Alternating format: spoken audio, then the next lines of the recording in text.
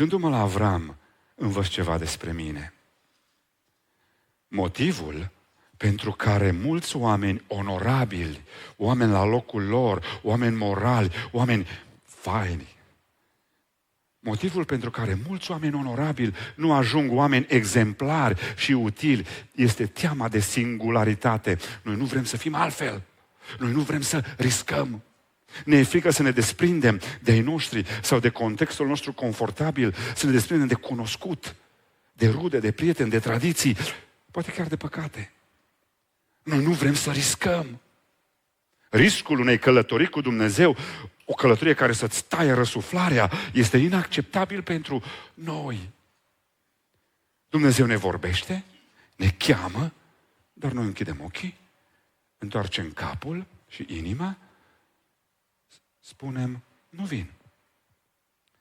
Este frică de o viață riscantă cu Dumnezeu. Ești în țara ta și du-te unde te trimit eu. Unde? Pas cu pas vei vedea. De ce aș face-o?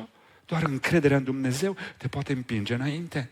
Dacă Avram ar fi rămas în Padam Aram, ar fi fost un simplu om între frații lui, un șeic influent, probabil între alți șeici, un continuator a spiței lui Terah, dar nu ar fi fost niciodată un originator al unei noi epoci.